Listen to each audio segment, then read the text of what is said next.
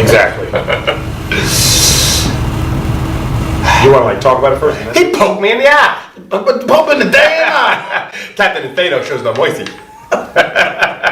Every time you said a P or a B, I watch your saliva shoot across the room. That's not true. New kids on the block, got a bunch of hits. Chinese food makes me sick. Alright. Hey, what's going on, guys? Chris here alongside my good friend, colleague, co-host, brother from another mother. Good Lord, that was a lot. Ruben Borges. You deserve a long intro, Coach. Thank you, I appreciate that. Coach, we got a good one today. Kind of touching up on the basics, right? Right, but you're jumping the gun. All right. Welcome to episode number 12. 12. Of TTS Talk.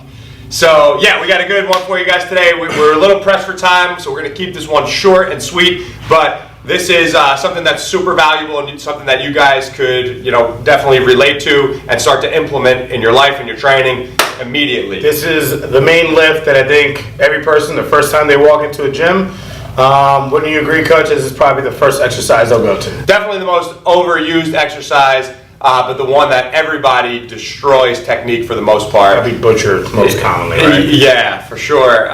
Because it's just, people kind of relate it to grabbing a bar and going. And what we're talking about is the bench press, right? If you guys, I'm sure you could probably guess that already. But with a bench press, the common mistakes that you're going to see is the guys will lay down on the bench, they'll grab onto the bar, they lay flat. There's no leg drive. Well, aside from going too heavy, which most people do, right? Let's assume that the weight is appropriate. What you're going to see is that bar kind of crashing down to the chest. The shoulders are kind of falling forward, right? And kind of protracting in the bottom. The wrists are out of position. There's no leg drive. They're flat on the bench. So they have a spotter there grabbing the whole thing. Right. So there is just a zillion things going on that you could correct, and you could actually correct right away if you pay attention to this today. What would you say? I would say, you just said it before. I think the first thing is, I think they commonly go way too heavy before understanding the form and technique of the bench press. Yeah, for sure. Learn the movement first, like we've been saying for the last 12 weeks. Learn how to move properly. But you're never going to be able to learn how to move properly if the movement's overloaded and you're just going way too heavy and using it. So you got to check your ego for sure.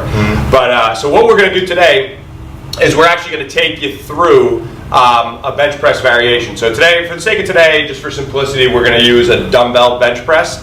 We want to kind of go over all the things that most people do wrong, and then how to correct them and how to do it properly. So first, we're going to go over how to actually do the exercise. Okay, so cameraman, let's spin around over here so we could take Ruben through the exercise here. And for the sake of today, like I mentioned earlier, we're just going to use dumbbells just for simplicity's sake. So should we go over the wrong first? That's exactly what we're doing. All right. So first things first, all right? So regardless if you're using a dumbbell bench press variation or a straight bar or any other specialty bar, the same principles are going to apply, all right? Now the first thing that commonly this is how people destroy the exercise, right? They lie back, they grab the bar, they get their dumbbells, and they go. And when they come down, their shoulders are out of position. They're kind of just collapsing down. There's no control. There's no leg drive. And it just looks terribly, terribly wrong. Okay? All right, guys. So what I want you to know that is regardless of the variation you're using, whether it's a dumbbell bench press variation, a barbell, whatever, the same principles are going to apply. All right? So most people, if they walk into the gym, they grab a barbell or they grab their dumbbells, they lie back on the bench, their shoulders actually protract in the bottom, they collapse. There's no leg drive. Their elbows flare out wide, which puts a ton of stress on the shoulder. It actually takes a lot of tricep out of the equation, which leads to a weaker bench press while putting your shoulder in a more vulnerable position for injury. And you're just really just wasting time just setting yourself up for injury, all right? So the bench press, well, you guys should know, any variation of a press is going to start with the setup, okay? So the setup is a step that most people skip right over. like I mentioned, they just lie back for the most part, grab a bar or grab some dumbbells and go. But it's not as simple as that. All right, so I want to walk you through your setup so you know how to get set properly, because if you're not getting set properly, then the exercise is going to go to shit. So, using dumbbells, what you're going to do is you're going to kick the dumbbells up and you're going to lie back. Okay? If this were a barbell exercise, the first thing Ruben would do would be he would lie back and then he would set his position. But you're going to kind of do that simultaneously with dumbbells. So when you get set here, notice now that Ruben has a good arch in his lower back. I can actually get my hand almost under his low back, and he's actually pinning his shoulder blades, his scapula. He's retracting them, so he's pulling them together. And then he's going to pull his shoulder blades down, so he's puffing his chest up, right? So his shoulder blades are back and then down, so now they're pinned onto the bench. His feet are set back. Now this one is debatable. It really depends on the person. I like to keep my feet flat here, but you could also come up on your toes as long as you're in the right position to get a leg drive. But notice that his feet are back behind his knees and they're not out in front of him. Kick your feet up a little bit, Rube. Okay, so he's taking his legs out of the equation there, and you don't want that. So you want to keep those feet back behind the knees. So now his shoulders are planted into the bench. His feet are planted into the floor. He's in a good power position here. Okay, so now from here, Rube's going to press up. Okay, notice that when he pressed up, his scapula, his shoulder blades, did not leave the bench. That would be called pressing out of your arch, right? So just overextend a little bit. Okay, this is a bad position. This is not what you want. He's overreaching. He's pressed out of his arch. He lost his posture and his position here, and he lost his shoulder position on the bench. So make sure that when you press, you keep that scapula pinned on the bench. All right?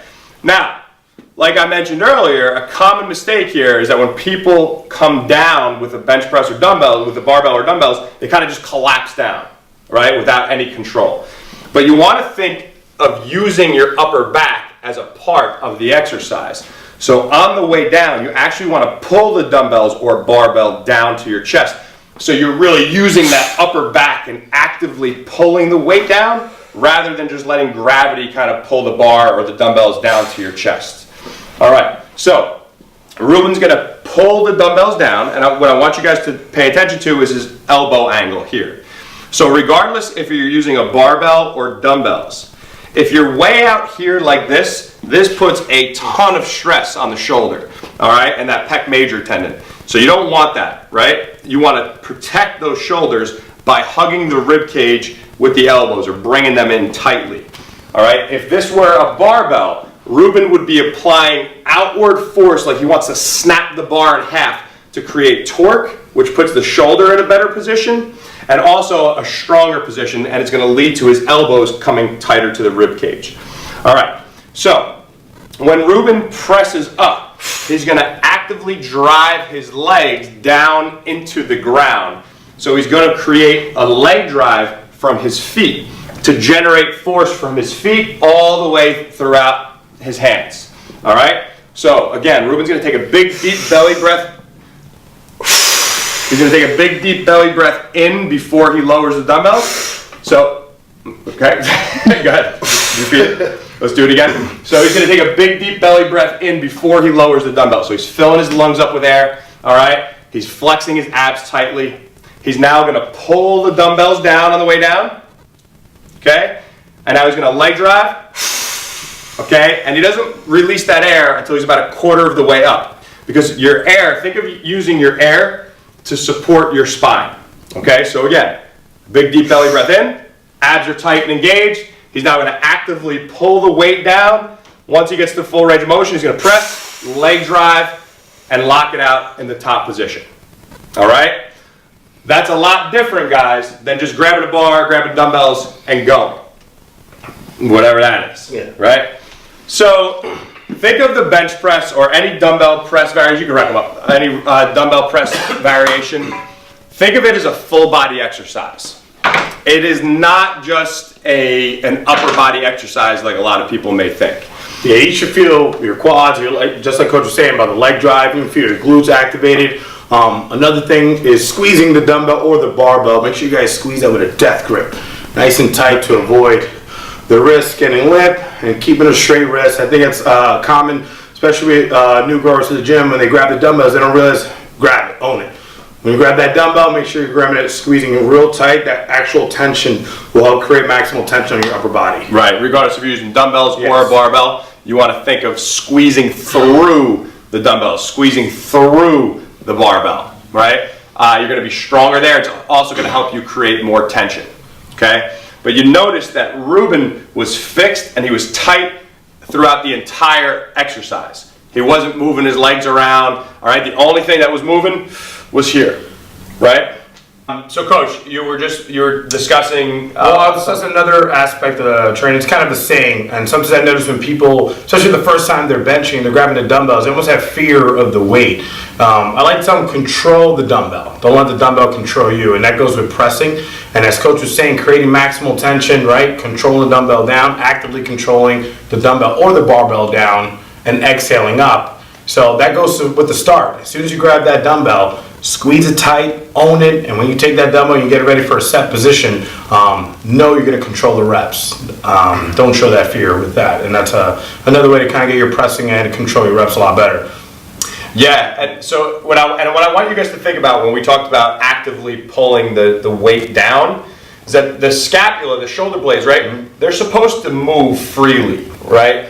A lot of people don't have great mobility of the scapula, and this starts to happen, right? So if that's the case, I want you to really focus on upper back work. I want you to really focus on shoulder mobility, maybe doing some shoulder dislocations with a band pull aparts. Prep your shoulders prior to your bench press or your pressing day. So when you get to the gym, before you even hit your dynamic warm-up, you could do a little prehab work and do some shoulder mobility stuff.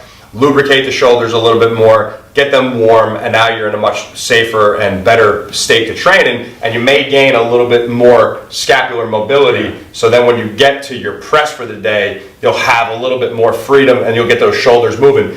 Because if you're locked in here, what's happening is now you're coming down, those scaps aren't moving, and you're putting a ton of stress on the shoulder, which could lead to an injury. Even if it's not right away, over time, it's a small little wear and tear over the years, over the weeks, months of training.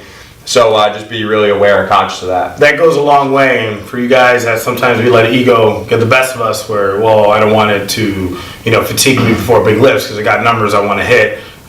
In some ways, it might make you feel a lot stronger, and you'll get a better training effect from it. So don't subtract safety just because you think you'll get pre-fatigue before it. Definitely not a go-to with that. Right. And if you want to really build your bench, what a lot of people don't realize is that you have to build your back, and you have to really create a strong back. I don't know if it was Louis Simmons who had the saying, you can't fire a cannon from a canoe, right? So you have to have that base. Think about it, you're laying on the bench, your shoulders are planted on the bench. If your back is weak, then you're not going to be able to really increase and push those numbers, right? And you're putting your shoulders at a risk because your shoulders aren't going to be able to handle the working load. So build your back, and make sure when you build your back, again, you're getting those scaps to move, and you're not just making it a bicep exercise because you're going too heavy. And notice, Coach, again with the angle, and for anybody new kind of watching this, probably not understanding the angle, well, let's start it off from like a push-up. If there's an aerial view going over you, you don't want to look like a T. Oh, you're talking about the angle of the shoulders. Yeah, so you do not want to look like a T. 45-degree angles, basically looking like an arrow within that mode. So kind of, if that can help you guys kind of picture the angle, that's a go-to. Definitely don't look like a T. Right. So you don't want. Yeah, when those elbows flare out wide like this, it puts a ton of stress on the shoulder capsule and that pec major tendon, something you know a little something about, right? So tuck those elbows in, protect those shoulders, and make sure that those shoulder blades, that scapula is moving when whenever you're doing any press variation. Yeah, I tore my pec major tendon. I said that correctly? Yeah, that one. I tore that pec major tendon, and since doing that, I've always worked my angles better, but now when I even just fool around, when we kind of show the bad way, you really feel that stress. It's really eye-opening. and nothing's been safer than holding with that 45 grip with horizontal pressing and vertical pressing. So that's definitely my go-to grip. Safest way to maximize your strength and to continue going forward. Yeah, no doubt. So, guys, if you have any questions, if you have anything for us in regards to today's episode, feel free to drop a comment below. Shoot us a DM. You can find me on Instagram at Chris_Tutela. You could also head over to my website, christutela.com. Shoot me a message over there, or chris@tutelatraining.com. That's my email. Reach out to me. Let me know what's on your mind. I'd be happy to help. Coach, where could these guys find you? Guys, you can message me on Instagram @_Ruben RUBEN_Borges BORGES. Also, message us any questions. Maybe there's other exercises you guys want to learn more about. Feel free to ask. We're ready for it. Yeah, and tomorrow is actually our grand reopening party, so we're a little crazy today. We got a lot of moving parts, a lot of things that we got to take care of to get ready for tomorrow. Hopefully you're coming out. It's going to be great. Food, DJ, raffle, the whole 9 yards. Is really going to be a lot of fun. Yes. So hopefully, I know by the time you guys see this, we're already going to have the grand reopening. That's right. But hopefully you guys are going to be here anyway, and we'll talk tomorrow. All right, so guys, I hope you enjoyed today's episode. We will catch you next week on episode number 13 of TTS Talk. TTS Talk. Good job, Coach. Dramatic. Excellent. Catch you guys next week. Peace. What are you drinking there? Life Aid. That's feeling like Which shit. one? Just the Life Aid. With turmeric gives me nightmares, dude. Really? Why? Nah, I don't know. I had the fucking worst nightmares. It's just strange. I swear, I was having, I had a dream, this is no bullshit, the Russian mob kidnapped me and was pouring fucking battery acid on me. And I woke up in my sleep, I think the cameraman was actually there, camera woman. And I was Did you watch Jean-Claude Van Damme? no, I didn't do anything, dude. No. I just had turmeric. No.